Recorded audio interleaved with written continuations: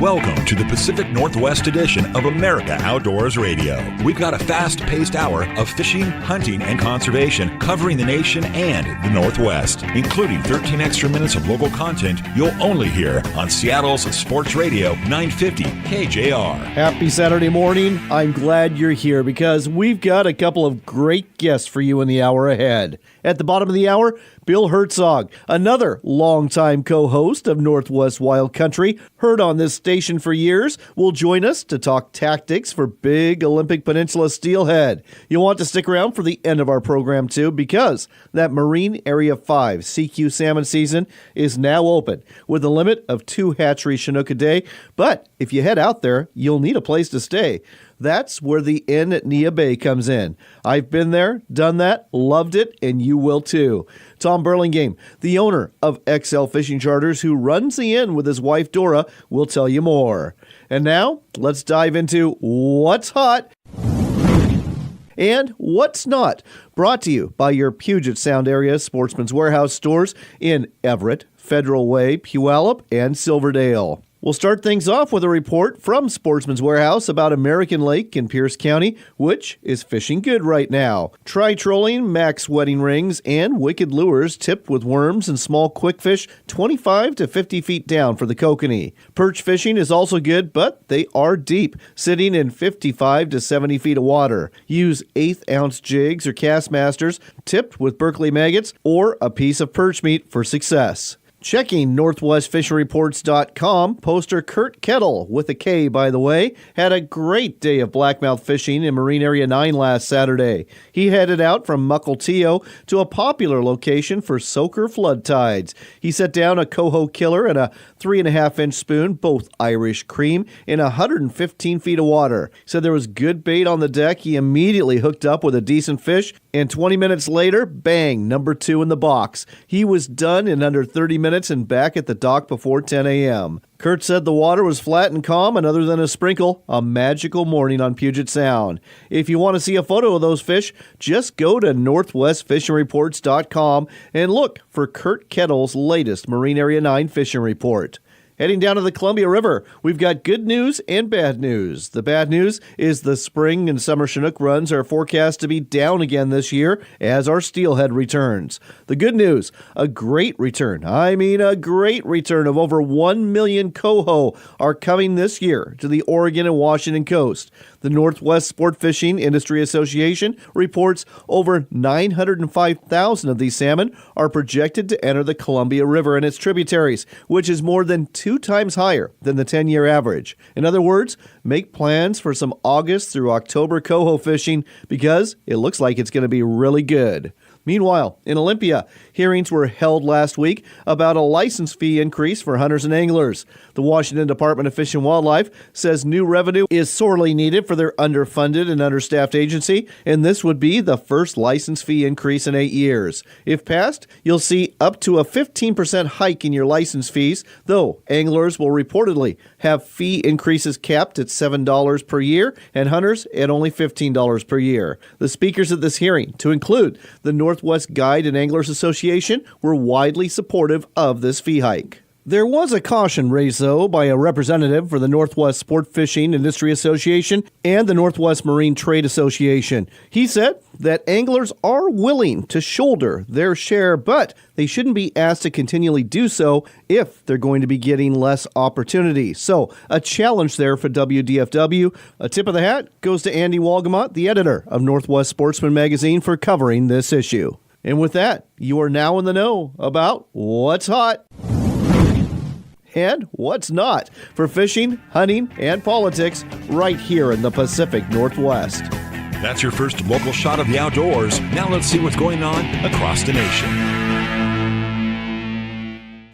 NorthwestFishingReports.com is the Northwest's largest fishing reports website, featuring well over 50,000 fishing reports, videos, articles, and more.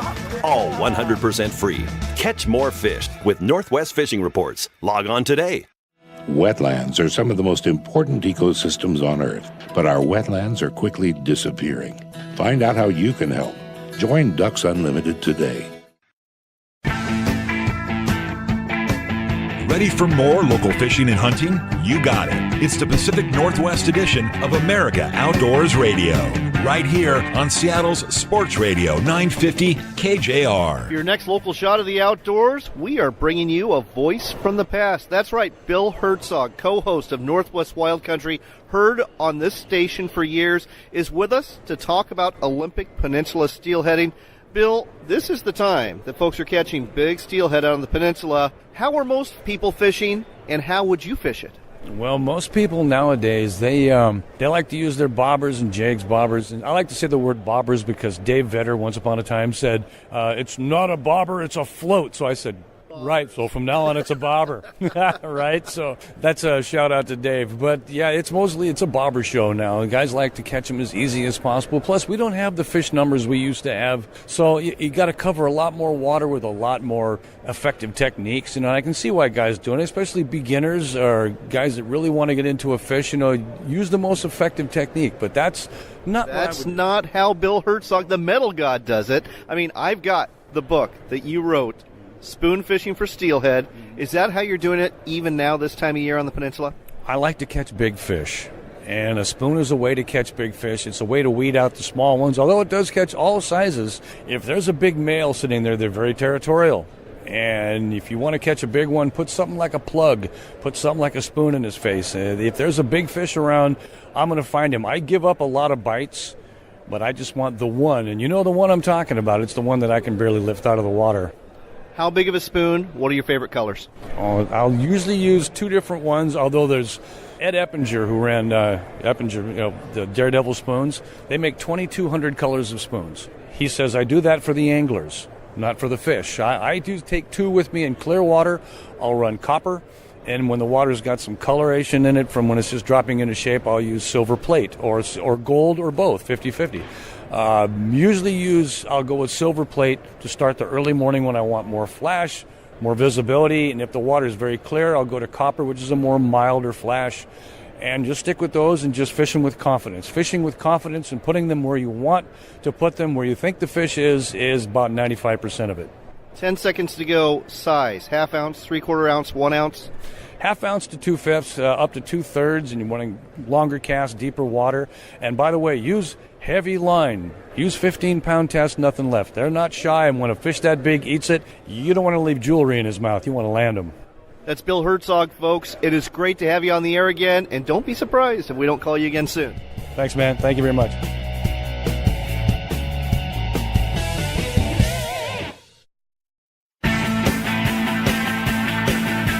Don't leave yet. We've got one more local shot of fishing and hunting to wrap up the Pacific Northwest edition of America Outdoors Radio. We're talking to Tom Burlingame again, the owner of XL Fishing Charters. And Seiku, Neah Bay, let's face it, they're kind of a haul. It's a couple hours away from Port Angeles. If you go out there, you're going to need a place to stay the night before, maybe the night after your fishing trip too. But there are limited accommodations. Fortunately, Tom's got a deal for you because you and your wife operate the Inn at Neah Bay. Yeah, we do, John. Feel free to tell our listeners more about it. All right. We are located between Seiku and Neah Bay, about 4 miles from Neah Bay on Bowman Beach. We have 4 rooms there, 2 suites and 2 other rooms. Well, you were kind enough to host me and my best friend last year when we went out fishing with you. And, folks, these are clean rooms. They're comfortable rooms. There's a day area upstairs, which is a really nice place to hang out. There's some cold food in the morning that you have before you go on your fishing trip. It's a great place to stay. I absolutely love the Inn at Neah Bay. And better still, you offer discounts for people who are fishing with you. Yeah, we do. If you fish with us and stay with us, you save 20% on your lodging. But the fact of the matter is, you're not charging an arm and a leg for people to stay here anyway. What are your rates? For 2 people in a room, it's right around $100 plus tax. That's our regular rate. Again, there's not a lot of places in this area to stay, and I'm going to throw it out there. As far as I'm concerned, this is probably the cleanest and the nicest and the best place you're going to find anywhere in the area. So if you're looking to go fishing with Tom, or if you're just going to look to fish by yourself, consider staying at the Inn at Neah Bay. And you can find out more about it by going to Tom's website at xlfishingcharters.com. Anything else our listeners need to know about the Inn at Neah Bay besides the fact your wife Dora does a great job with it? Well, that's about it. We also provide fish packing and freezing there if you are going to stay multiple days. Just another reason, folks. Again, XL Fishing Charters to find out more about booking a trip with Tom for salmon, for bottom fish, and for a stay at the inn at Neah Bay. Thanks, Tom. Thank you, John. That's all for this week, but don't worry. We'll do it all again next Saturday morning from 7 to 8, right here on Seattle's Sports Radio 950 KJR. Marine Area 5 near Seiku is open for a special Chinook salmon fishery, and Excel Fishing Charters is ready to take you out for a great day on the water. One of the great things about this fishery is the fact that you get to take home not one, but 2 blackmouth a day, and Captain Tom Burlingame has the knowledge and experience to help you get that done. Need a place to stay? Excel Fishing Charters can help you with that too, because they also operate the inn at Neah Bay. Find out more about fishing with Excel Fishing Charters at excelfishingcharters.com. That's EXCEL fishingcharters.com. Book your trip now.